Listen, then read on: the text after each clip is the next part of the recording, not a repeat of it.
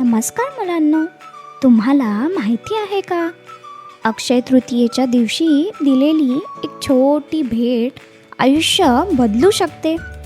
चला पाहूया सुदामा आणि श्रीकृष्णाची सुंदर अशी मैत्रीची गोष्ट, ज्याचं नाव आहे सुदामाचे पोहे. फार पूर्वीची गोष्ट आहे.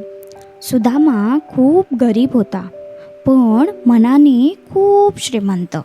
त्याच्याकडे खायला सुद्धा पुरेसं नव्हतं.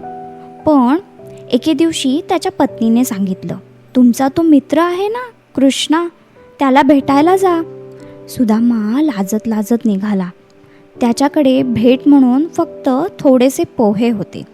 सुदामा जेव्हा द्वारकेला पोहोचला तेव्हा काहीतरी अद्भुत घडलं. श्रीकृष्ण स्वतः धावत आले आणि सुदाम्याला घट्ट मिठी मारली. माझा मित्र आलाय, माझा मित्र आलाय, ते आनंदाने उड्या मारू लागले. कृष्णाने त्याचे पाय धुतले, त्याला प्रेमाने बसवले.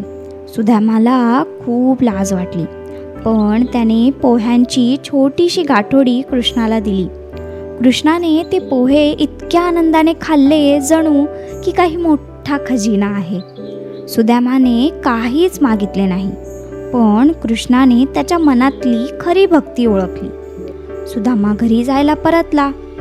सुदामा घरी जेव्हा आला तेव्हा मोठं आश्चर्य झालं.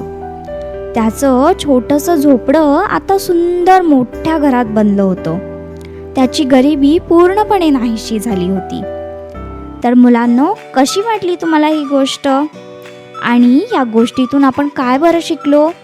प्रेमाने दिलेली छोटी भेटही खूप मोठी असते. खरी मैत्री आणि भक्ती कधीही संपत नाही, ती अक्षय असते. तर कशी वाटली तुम्हाला ही अक्षय तृतीया विशेष सुदामाचे पोहे ही गोष्ट? आवडली असेल तर अशाच सुंदर सुंदर गोष्टींसाठी स्टोरी टाइम विथ ऐशू या आमच्या चॅनलला नक्की सबस्क्राईब करा. या व्हिडिओला लाईक करा आणि अशा सुंदर सुंदर गोष्टींसोबत पुन्हा भेटूया. धन्यवाद.